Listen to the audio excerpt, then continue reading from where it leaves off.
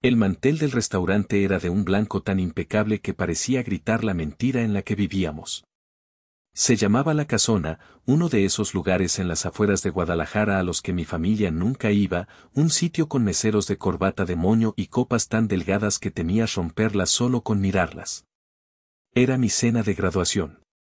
A mis 24 años, con un título de ingeniero civil bajo el brazo, obtenido con honores y noches sin dormir, se suponía que debía sentirme en la cima del mundo. En cambio, sentía un nudo helado en el estómago, uno que conocía demasiado bien.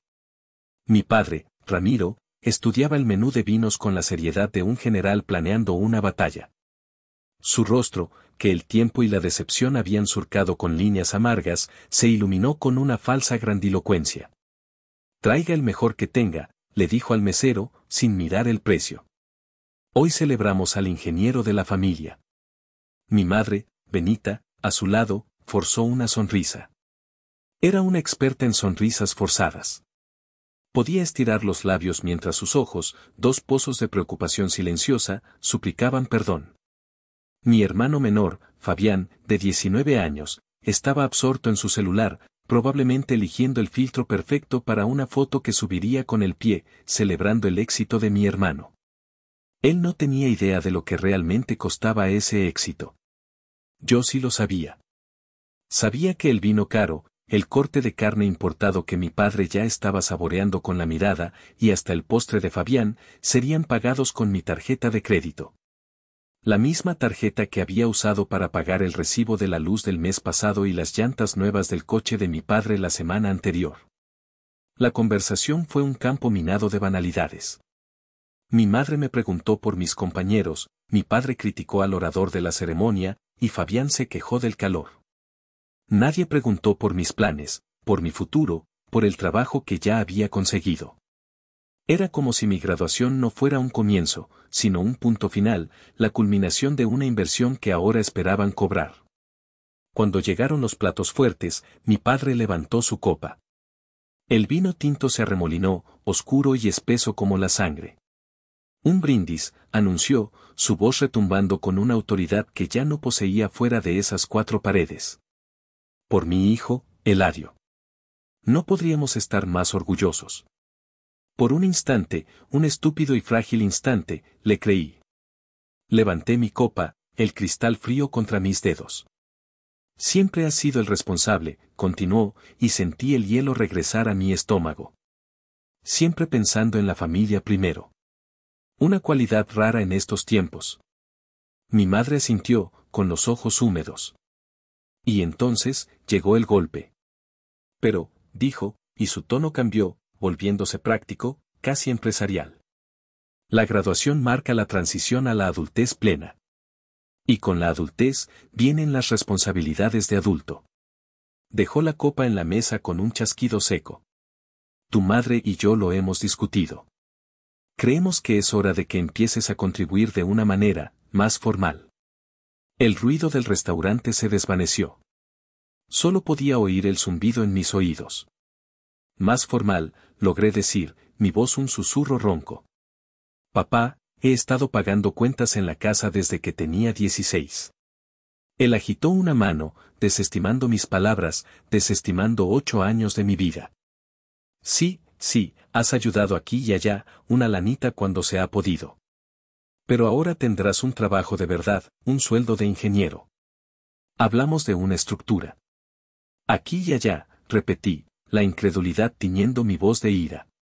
Pagué la hipoteca completa hace 2 meses para que no nos quitaran la casa. Eso es el pasado, dijo con firmeza, su mirada dura. Hablamos del futuro. Ya estás lo suficientemente grande para pagar renta o buscar tu propio lugar. Ahí estaba. El ultimátum.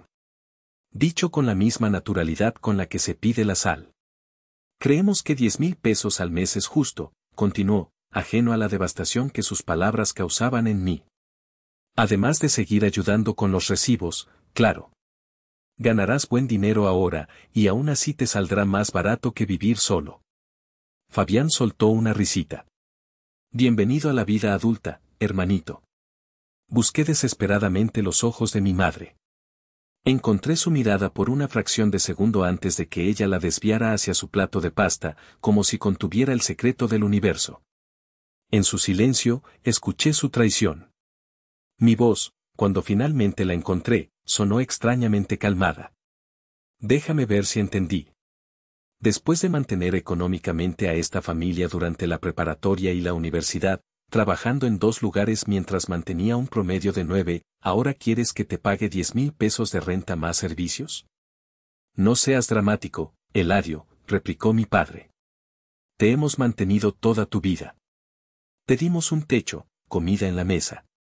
Es hora de que hagas tu parte. Quise gritar. Quise volcar la mesa. Quise arrojarle ese vino caro a la cara y enumerar cada peso, cada sacrificio, cada sueño aplazado. En lugar de eso, respiré hondo, un aire que se sentía pesado y tóxico. Lo pensaré, dije. Eso pareció satisfacerlo. La conversación derivó hacia los planes de Fabián para el verano, un viaje a la playa que, por supuesto, mis padres estaban ayudando a financiar. Permanecí en silencio, empujando la comida en mi plato, el apetito completamente desaparecido. Cuando llegó la cuenta, el mesero la colocó frente a mi padre. Él la miró, luego la deslizó por la mesa hacia mí con un guiño cómplice. Considera este tu primer gasto de adulto. $178. Puse mi tarjeta de crédito sobre la pequeña bandeja de cuero sin decir una palabra, ignorando la sonrisa de suficiencia de mi hermano y la mirada incómoda de mi madre. La decisión ya no era una idea. Era un plan. Y comenzaría mañana. Esa noche, el sueño fue un extraño esquivo. Di vueltas en la cama de mi infancia, la misma que había soportado mis pesadillas de niño y mis angustias de adolescente. Las estrellas fluorescentes que pegué en el techo a los 10 años seguían ahí, brillando débilmente en la oscuridad, burlándose de mí con su luz artificial y muerta. La conversación de la cena se repetía en mi mente como un disco rayado, cada palabra una aguja afilada arañando mi cordura. Me levanté y caminé a tientas hasta mi escritorio. En el cajón inferior, debajo de viejos cuadernos de la escuela y cables inservibles, estaba mi tesoro y mi condena, un cuaderno de dibujo con la cubierta gastada. Lo abrí. Tenía 8 años cuando mi padre me lo regaló. En ese entonces, él era diferente. Era Ramiro, el gerente de producción de la fábrica de textiles, un hombre cuya voz resonaba con orgullo y cuyas manos, aunque manchadas de grasa, se sentían seguras. Tú construirás grandes cosas, hijo, me dijo ese día, mientras veíamos un documental sobre los grandes arquitectos del mundo. Tienes el ojo para ello. Las primeras páginas estaban llenas de dibujos torpes de casas y edificios imposibles. Pero a medida que pasaban las hojas, las líneas se volvían más seguras, las perspectivas más complejas. Soñaba con ser arquitecto, con crear espacios que hicieran sentir a la gente segura y feliz. Mi padre alimentaba ese sueño. Me llevaba a ver construcciones, me explicaba cómo funcionaban las estructuras, me compraba lápices de dibujo de calidad. Luego, a mis 16 años, el mundo se vino abajo. La fábrica cerró, víctima de la competencia extranjera y la mala gestión. Mi padre, junto con cientos de otros, fue despedido. El hombre orgulloso se desvaneció, reemplazado por una sombra que pasaba los días frente al televisor y las noches en silencio, un silencio denso y cargado de vergüenza. El respeto que comandaba se convirtió en una desesperada necesidad de control dentro de casa. Fue entonces cuando empecé a trabajar. Conseguí un puesto en una llantera después de la escuela. El olor a caucho quemado y el sudor se impregnaron en mi ropa, pero el primer sueldo se sintió como una medalla. Eran poco más de 1,000 pesos. Se los di a mi madre, cuyo rostro se iluminó con un alivio que me rompió el corazón. No, mi hijito, es tuyo, dijo, pero sus manos tomaron los billetes con avidez. Ese fue el principio del fin. Pronto, ayudar se convirtió en una obligación. ¿Podrías cooperar para el gas, Eladio? No nos alcanza este mes. ¿Puedes poner para la despensa? Tu papá no ha encontrado nada bueno. Cada petición era una pequeña grieta en los cimientos de mi futuro. El cuaderno de dibujo fue la primera víctima. Tuve que dejar el bachillerato técnico en dibujo arquitectónico para tomar un segundo trabajo los fines de semana, como ayudante de albañil. El peso de los bultos de cemento sobre mi espalda reemplazó el del lápiz en mi mano. Cambié mis sueños de planos y maquetas por la cruda realidad del concreto y la varilla. Elegí estudiar ingeniería civil en la universidad pública. Era práctico. Era seguro. Los ingenieros ganan bien, me decía a mí mismo, una mentira para calmar el dolor sordo de mi vocación traicionada. Mientras yo mezclaba cemento bajo el sol, Fabián recibía la nueva consola de videojuegos. Mientras yo remendaba mis únicos jeans de trabajo, él estrenaba los tenis de moda. La justificación de mi madre era siempre la misma, un mantra susurrado con culpa: él todavía es un niño, Eladio. No entiende de estas cosas. Déjalo disfrutar su juventud. ¿Y la mía? ¿Dónde quedaba mi juventud? La mía estaba enterrada bajo capas de responsabilidad prematura. Mi mejor amigo, Héctor, era el único que se atrevía a decir la verdad. Lo conocía desde la primaria y tenía la sutileza de un martillo. No te das cuenta, güey, me dijo un día, mientras comíamos unos tacos grasientos después de mi turno. No los estás ayudando. Los estás manteniendo. Tu papá es un hombre hecho y derecho, que se ponga a jalar en lo que sea. Y tu hermano ya tiene pelos en los huevos, que se busque una chamba de medio tiempo. Es mi familia, Héctor, respondí, como siempre. Me necesitan. No, Eladio, insistió, mirándome a los ojos. Te están usando. Te están secando. Un día vas a despertar y no te va a quedar nada para ti. Sus palabras me dolían porque sabía que eran ciertas. Pero admitirlo se sentía como una traición. El amor y el deber eran cadenas pesadas, y yo las llevaba voluntariamente. Cerré el cuaderno de dibujo. El último boceto era de una pequeña casa, con un porche y un jardín. La había dibujado hacía años, una noche de insomnio, imaginando un lugar que fuera solo mío. Un santuario. Un escape. En ese momento, en la oscuridad de mi cuarto, la noche de mi graduación, ese viejo dibujo dejó de ser un sueño. Se convirtió en un plano. El plano de mi nueva vida. Las palabras de Héctor resonaron en mi cabeza, ya no como una acusación, sino como una profecía que estaba a punto de impedir que se cumpliera. No iba a despertar un día sin nada. Iba a despertar mañana y tomarlo todo de vuelta. El agotamiento era más que físico.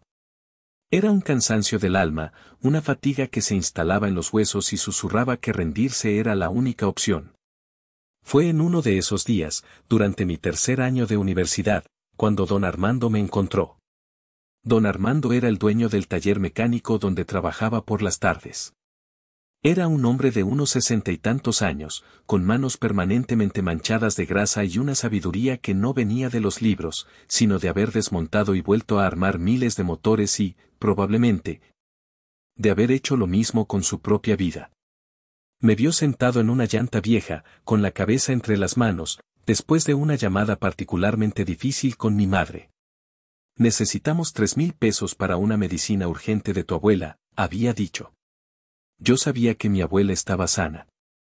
Sabía que medicina urgente era el código para cubrir alguna deuda de mi padre.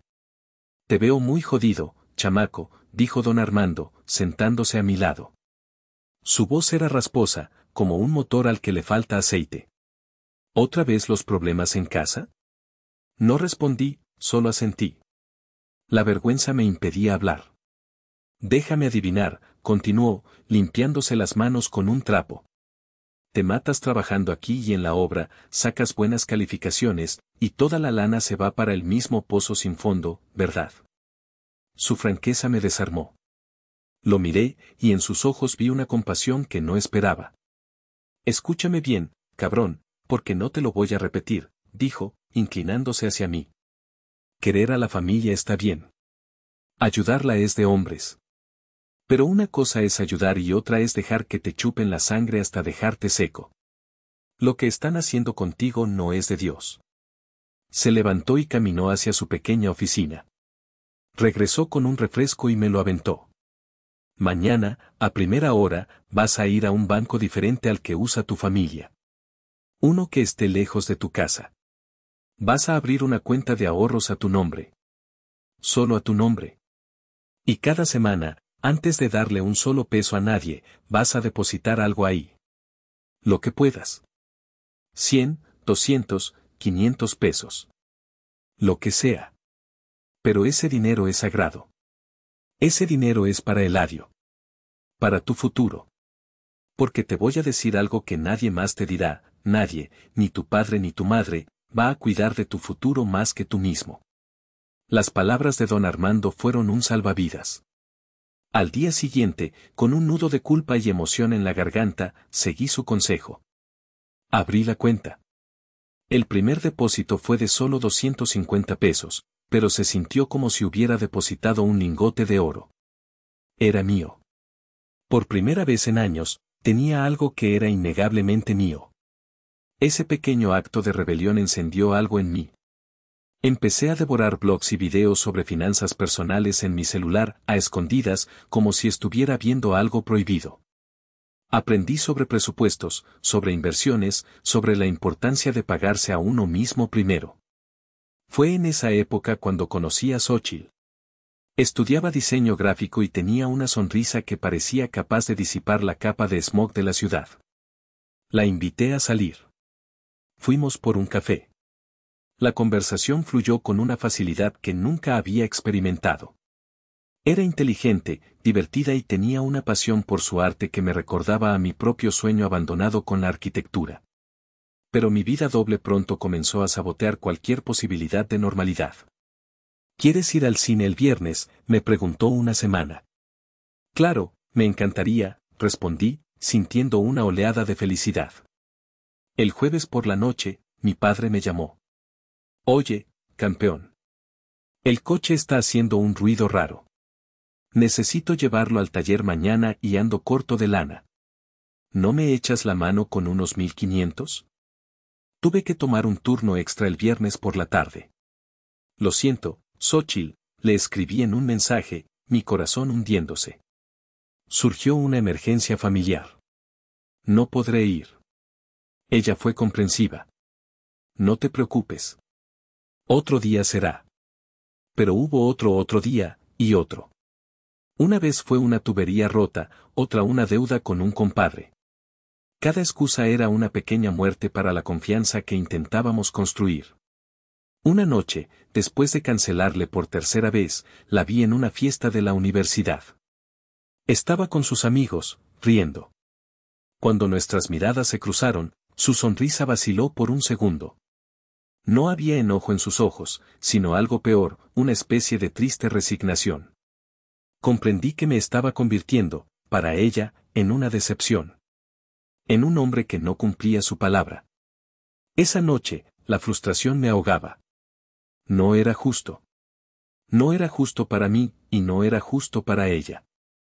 La vida que quería, una vida normal con una chica que me gustaba, estaba al otro lado de un muro construido por las demandas de mi familia. Fue entonces cuando la idea de don Armando, la de ahorrar para mi futuro, se fusionó con mi viejo boceto de la casa. Dejó de ser un simple ahorro. Se convirtió en un fondo de escape. La casa no era un lujo, era una necesidad. Era la única manera de derribar ese muro. Hablé con don Armando. No se sorprendió. Ya te habías tardado, dijo con una sonrisa. Me puso en contacto con un primo suyo que era agente inmobiliario, un hombre honesto y directo. Busca algo barato, le dije. Algo que nadie más quiera. Feo, pero con buenos huesos. La búsqueda comenzó.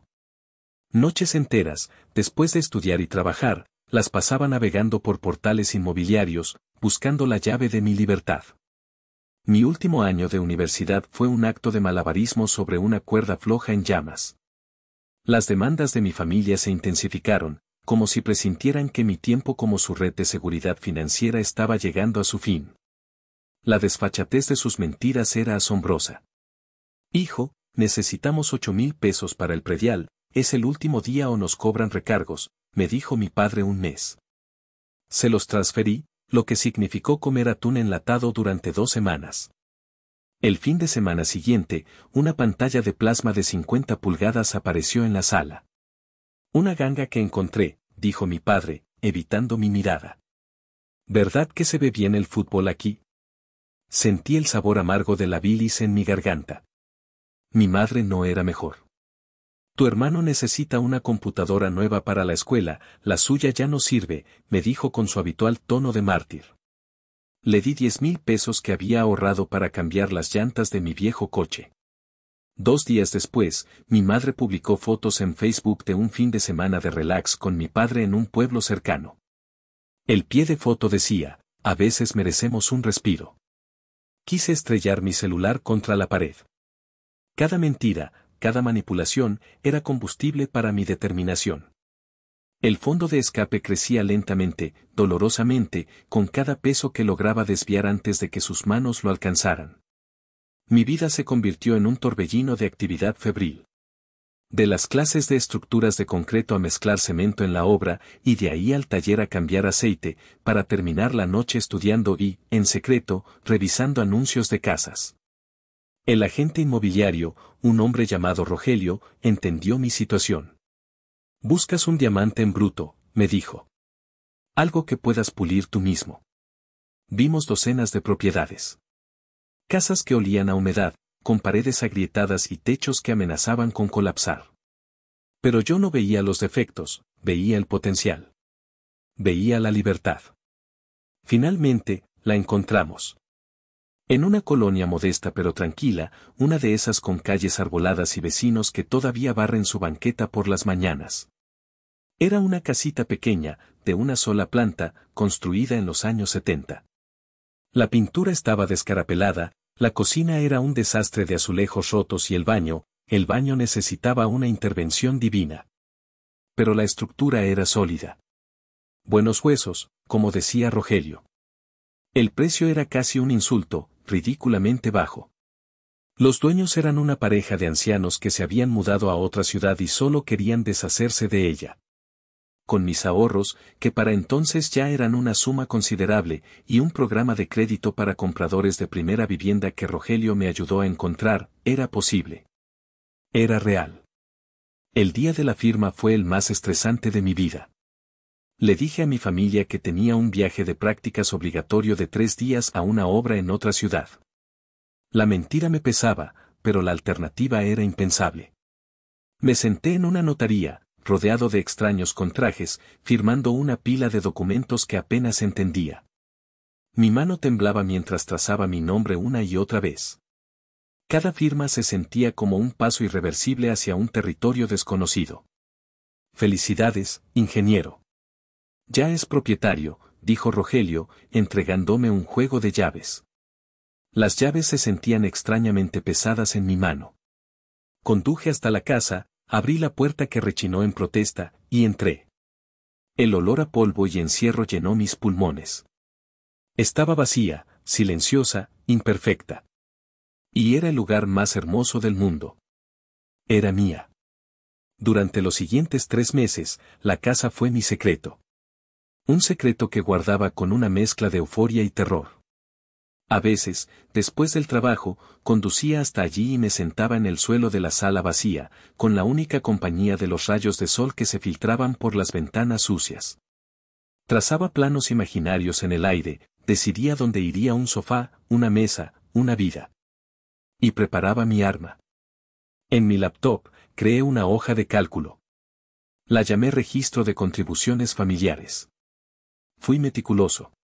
Rebusqué en mis viejos estados de cuenta bancarios, en recibos arrugados que había guardado, en mi propia memoria.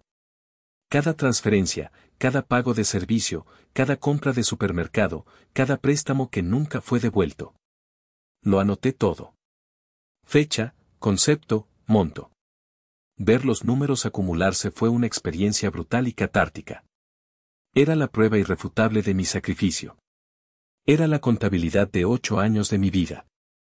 La cifra final crecía con cada entrada, volviéndose un monstruo de números que me miraba desde la pantalla. Esa hoja de cálculo era más que datos. Era mi defensa. Era mi justificación. Era el espejo en el que, muy pronto, mi familia se vería obligada a mirarse.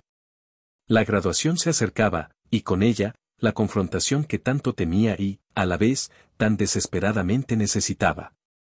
El sol de la mañana siguiente a la cena de graduación se sentía diferente.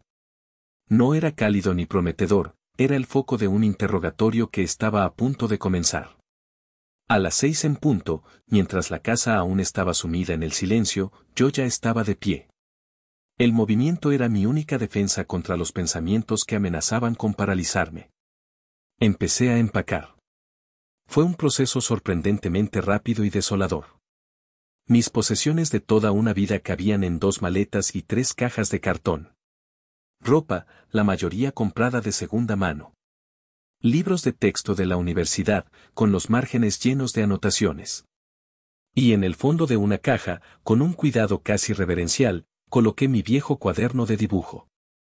Era lo único allí que se sentía verdaderamente mío. A las 7, escuché los primeros sonidos de la casa despertando. Los pasos familiares de mi madre en la cocina, el murmullo de la cafetera. Respiré hondo, agarré la primera maleta y bajé las escaleras. Mi madre, Benita, estaba sentada a la mesa de la cocina, con una taza de café entre las manos. Levantó la vista y su rostro mostró una genuina sorpresa. ¿Ya de pie, mi hijito? ¿Quieres café? No, gracias, mamá, dije, mi voz sonando más firme de lo que me sentía. Dejé la maleta junto a la puerta principal. Hoy me mudo. La taza se detuvo a medio camino de sus labios. ¿Qué? ¿Es por lo que dijo tu papá anoche? Ay, Eladio, ya lo conoces, no lo dijo en serio. No tienes que irte ahora mismo. Lo sé, respondí, regresando por la segunda maleta. Pero este ha sido mi plan desde hace tiempo. Es hora. Me siguió por el pasillo, sus pasos un eco nervioso de los míos. ¿Pero a dónde vas a ir? ¿Ya tienes un departamento? No puedes simplemente irte así, sin un plan. Una sonrisa triste se dibujó en mi rostro. La ironía era palpable. Ella, que nunca se había preocupado por mis planes más allá de cómo encajaban en los suyos, ahora me exigía uno. Tengo un lugar, mamá, dije simplemente, añadiendo la segunda maleta a la primera. El ruido despertó a mi padre. Apareció en el pasillo, despeinado, con la bata mal atada. Su rostro estaba hinchado por el sueño y el vino de la noche anterior. ¿Qué es todo este alboroto?, demandó. Eladio dice que se va de la casa, explicó mi madre, retorciéndose las manos. La mirada de mi padre, Ramiro, pasó de las maletas a mí. La confusión en su rostro se agrió rápidamente, convirtiéndose en ira. ¿Es por lo de anoche? Por el amor de Dios, Eladio. Solo estábamos hablando de responsabilidades de adultos. No hay necesidad de tanto drama. Esto no es por anoche, dije, subiendo las escaleras por mis cajas. Esto ha estado planeado por meses. Empiezo mi nuevo trabajo el lunes y necesito estar instalado en mi nuevo lugar. Nuevo lugar, mi padre me siguió, sus pasos pesados en la escalera. ¿Qué nuevo lugar? No puedes pagar un lugar propio todavía. Primero necesitas ahorrar. La hipocresía de su sermón sobre el ahorro, viniendo del hombre que había drenado sistemáticamente mis finanzas durante 8 años, era casi cómica. Mi nuevo lugar ya está arreglado, dije, levantando una caja de libros. ¿Cómo? Su voz comenzó a elevarse. ¿Cómo pudiste ahorrar si nos has estado ayudando con los gastos? No respondí. Me concentré en bajar las cajas, una por una.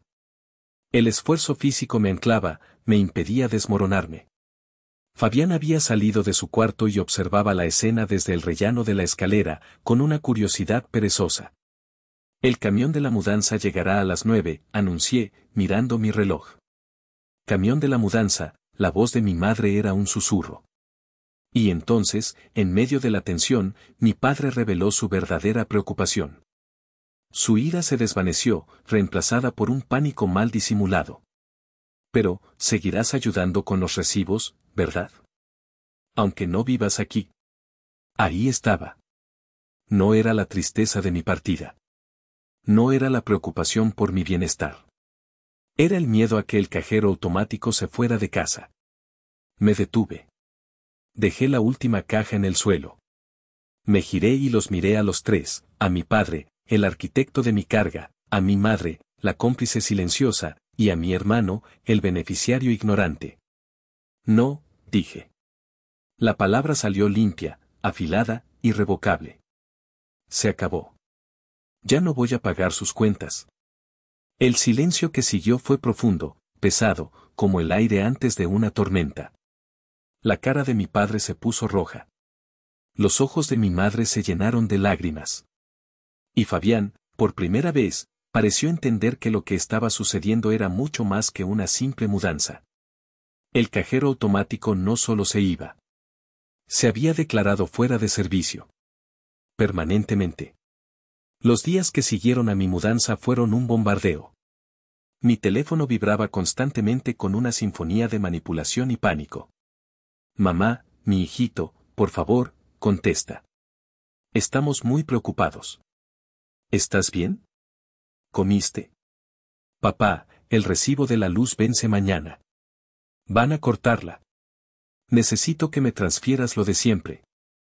Fabián, oye, mi papá está como loco con las cuentas. ¿Qué hiciste? Papá, Eladio, esto es una irresponsabilidad. No puedes simplemente abandonar a tu familia. Respondí a un solo mensaje, el de mi madre, con un escueto, estoy bien, mamá. Estoy instalándome. Ignoré el resto. Cada notificación no leída era un pequeño acto de autoafirmación, un ladrillo más en el muro que estaba construyendo para proteger mi nueva vida. El jueves por la noche, sonó el timbre. No esperaba a nadie. Al abrir la puerta, me encontré con mi familia entera en mi porche. Mi padre con una expresión de furia contenida, mi madre con la cara demacrada por la ansiedad, y Fabián, visiblemente incómodo, mirando a todas partes menos a mí.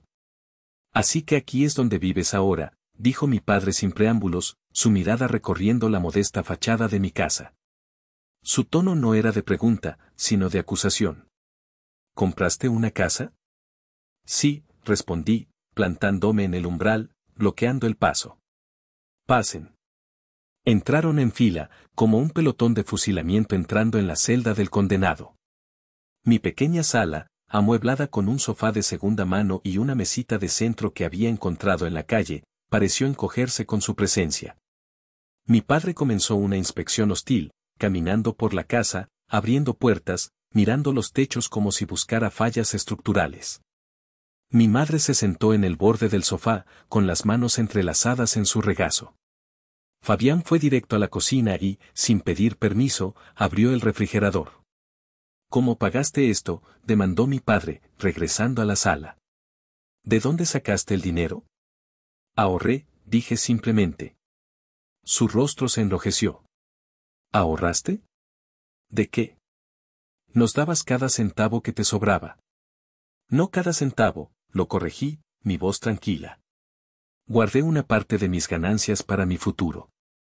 Lo he estado haciendo durante años. Así que nos mentiste, espetó.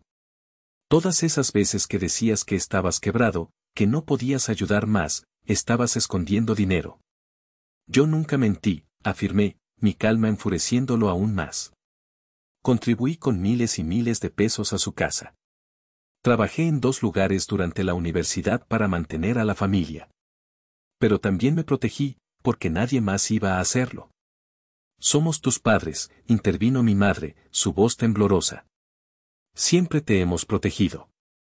¿Lo han hecho?, pregunté, mirándola directamente. ¿O han protegido a papá y sus malas decisiones a mis expensas? Ella bajó la mirada, derrotada. La compañía de luz cortó el suministro esta tarde, dijo mi padre, su ira dando paso a la desesperación. La casa está a oscuras. La comida del refrigerador se va a echar a perder. ¿Es eso lo que quieres? Claro que no, respondí. Pero quiero que entiendan que no es mi responsabilidad arreglarlo. Nunca debió serlo. Fue entonces cuando decidí que era el momento. Caminé hacia la mesita donde estaba mi laptop, la abrí y la encendí. Creo que necesitamos ver algunos hechos, dije. Giré la pantalla para que todos pudieran verla. En la pantalla brillaba la hoja de cálculo.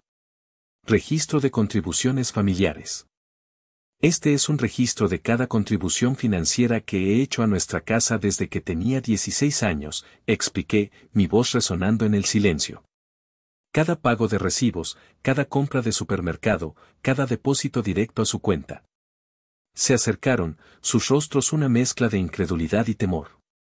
Mi dedo se deslizó por el trackpad, haciendo scroll lentamente a través de 8 años de mi vida, cuantificados en celdas de Excel. ¿Pagaste mi fiesta de graduación de la prepa?, preguntó Fabián, señalando una entrada. Papá dijo que él había ahorrado para eso. Pagué muchas cosas que supuestamente eran de papá, confirmé. Mi madre ahogó un sollozo. Mi padre miraba fijamente la pantalla, su rostro pasando del rojo a un blanco pálido. Y el total, dije, moviendo el cursor hasta la última celda en la parte inferior. El total de lo que he contribuido en estos 8 años es 1.580.000 pesos. La cifra quedó suspendida en el aire, obscena, monstruosa. Eso no puede ser correcto, murmuró mi padre, pero su voz carecía de convicción. Tengo los recibos y los estados de cuenta de cada entrada, respondí. Mientras yo trabajaba hasta el agotamiento, tú te jugabas tu sueldo en sitios de apuestas en línea. No te atrevas, gritó, pero era el rugido de un animal herido. Y también sé de la segunda hipoteca que sacaste a espaldas de mi mamá, solté el golpe final.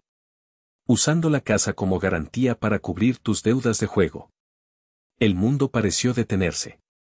Mi madre se giró hacia mi padre, sus ojos desorbitados por el horror y la traición. ¿Una segunda hipoteca, Ramiro? Me dijiste que era un pequeño préstamo personal. El castillo de naipes se derrumbó. La fachada de mi padre, construida con mentiras y orgullo herido, se hizo añicos. Se desplomó en el sofá, un hombre roto. El secreto que había envenenado a nuestra familia durante años finalmente estaba a la luz, y su hedor llenaba la habitación. El silencio que siguió a la revelación fue más ruidoso que cualquier grito. Era un silencio lleno de los escombros de una vida familiar construida sobre cimientos podridos. Mi madre lloraba en silencio, las lágrimas trazando surcos en su rostro cansado. Fabián miraba a nuestro padre, que tenía la cabeza entre las manos, como si estuviera viendo a un completo desconocido. Yo esperé. Les di el espacio para que el peso de la verdad los aplastara, así como me había aplastado a mí durante años. Finalmente, rompí el silencio. Ahora tienen 2 opciones, dije, mi voz desprovista de ira, solo de una finalidad agotada. Me paré frente a ellos, ya no como el hijo sumiso, sino como el arquitecto de esta nueva y dolorosa realidad. Opción 1, comencé, mirándolos a cada uno. Dejamos de fingir. Les ayudaré a crear un presupuesto realista basado en sus ingresos reales. Papá, dije, mi mirada fija en él, buscarás ayuda profesional para tu adicción al juego. Empezarás a ir a reuniones de jugadores anónimos mañana mismo. Mamá, me giré hacia ella, dejarás de ser una espectadora. Tomarás un papel activo en las finanzas. Revisarás cada cuenta, cada gasto. Y Fabián, miré a mi hermano, conseguirás un trabajo de medio tiempo. Contribuirás a la casa, como yo lo hice a tu edad. Reconstruiremos esta familia, pero lo haremos sobre la verdad, por dolorosa que sea. Hice una pausa, dejando que las condiciones se asentaran. ¿Y la opción 2? Preguntó mi madre en un susurro. La opción 2 es que sigan como hasta ahora, respondí. Sigan mintiéndose, sigan ignorando el problema. Pero lo harán solos. Sin mi apoyo financiero. Sin mí. Se las arreglarán como puedan. Mi padre levantó la vista, con los ojos enrojecidos. Eso no es una opción, es un chantaje. No, repliqué con calma. Es una elección. Más elección de la que yo tuve a los 16 años. El primero en hablar fue Fabián. Se levantó, y por primera vez en su vida, lo vi parecer mayor de su edad. Yo elijo la opción 1, dijo, su voz firme. Ya no quiero vivir en una mentira. Mi madre lo miró, luego a mí. Asintió lentamente. Yo también. Lo siento, Eladio. Debí haber sido más fuerte. Lo siento tanto. Todas las miradas se posaron en mi padre. Estaba atrapado, acorralado por sus propias mentiras. La lucha entre su orgullo y la cruda necesidad era visible en su rostro. Finalmente, exhaló un sonido de completa derrota. Está bien, susurró, la voz apenas audible. La opción 1. No hubo abrazos. No hubo un alivio catártico. Solo la sombría aceptación de un largo y difícil camino por delante. Bien, dije. Su casa no tiene electricidad. No pueden quedarse allí esta noche. Saqué mi teléfono. Voy a llamar y pagar una noche en el hotel que está cerca de la casa. Solo una noche. Es todo lo que voy a pagar. Úsenla para pensar en todo lo que ha pasado. Mañana, a primera hora, Fabián y yo buscaremos trabajo para él. Y papá, te llevaré a tu primera reunión. No era un rescate. Era un puente. Un puente frágil y temporal sobre el abismo que ellos mismos habían cavado. Les estaba dando una última herramienta, pero esta vez, tendrían que construir su propio camino para salir del agujero. 6 meses pueden parecer una eternidad o un parpadeo. Para mí, fueron ambas cosas. Los primeros días fueron un infierno. Acompañé a mi padre a su primera reunión de jugadores anónimos. Se sentó en la parte de atrás, con los brazos cruzados, desafiante. Pero escuchó. Y a la semana siguiente, fue solo. Fabián consiguió trabajo en el mismo taller mecánico donde yo había empezado. Llegaba a casa oliendo a grasa y cansancio, pero con una nueva luz en los ojos, la del respeto por sí mismo. Su primer sueldo no lo gastó en un videojuego, sino que se lo dio a mi madre para la despensa. Ese día, vi a mi madre llorar, pero esta vez, eran lágrimas de orgullo. Mi madre, Benita, floreció. Con el control de las finanzas, descubrió una fortaleza que no sabía que tenía. Se enfrentó a los cobradores, negoció planes de pago, aprendió a estirar cada peso. Consiguió un trabajo de tiempo completo como recepcionista. Dejó de ser una sombra para convertirse en el pilar que la familia realmente necesitaba. Yo mantuve mi distancia, pero no mi ausencia. Me convertí en un consejero, no en un salvador. Les ayudé a hacer su presupuesto en mi laptop, les enseñé a usar aplicaciones para controlar gastos. Pero no les di un solo peso. Mi ayuda era mi conocimiento, no mi cartera. Mientras tanto, mi propia vida comenzaba a tomar forma. Mi pequeña casa se transformó. Pinté las paredes, arreglé el baño, planté flores en el pequeño jardín frontal. Xóchitl vino a ayudarme un fin de semana. Pintamos juntos, reímos, y cuando me besó en medio del desorden de latas de pintura y periódicos en el suelo, se sintió como el primer día del resto de mi vida. Ella me animó a desempolvar mi viejo cuaderno de dibujo. Nunca es tarde para un sueño, Eladio, me dijo. Empecé a dibujar de nuevo, por las noches, solo para mí. Diseñaba ampliaciones para mi casita, muebles que construiría algún día. Cada línea que trazaba era un acto de recuperación, un pedazo de mi alma que reclamaba. Esta noche, 6 meses después de la confrontación, mi familia está cenando en mi casa. Es domingo. Hemos instaurado esta nueva tradición. Traen parte de la comida, y cocinamos juntos. El ambiente es ligero, real. Hablamos de nuestros días, de los pequeños triunfos. Mi padre cuenta, con un humor que nunca le había conocido, como casi se vuelve loco tratando de arreglar una fuga en el fregadero. Fabián se queja de su jefe, don Armando, con un cariño que no puede ocultar. Mientras servimos el postre, mi padre se aclara la garganta. Hay un silencio expectante. Quería decir algo, comienza, su voz un poco temblorosa. Me mira. Gracias, Eladio. No por el dinero que nos diste durante años. Sino por el que dejaste de darnos. Tu firmeza, tu amor duro, nos salvó. Me salvaste de mí mismo. Siento un nudo en la garganta. Mi madre me toma la mano por encima de la mesa y la aprieta. Veo en sus ojos un agradecimiento y un arrepentimiento que ya no necesitan palabras. Más tarde, Cuando se van, me quedo en el porche, viendo cómo su coche se aleja por la calle tranquila. Xóchitl sale y me abraza por la espalda. Apoyo mi cabeza en la suya. Miro mi pequeña casa, iluminada desde dentro. Ya no es solo un escape. Es un hogar. Un comienzo. Entiendo que el acto de amor más profundo y verdadero que jamás hice por mi familia no fue sacrificarme por ellos. Fue tener el coraje de salvarme a mí mismo, y al hacerlo, darles la oportunidad de que aprendieran a salvarse a sí mismos. El camino por delante sigue siendo largo, pero por primera vez en mucho tiempo, no lo caminamos en la oscuridad.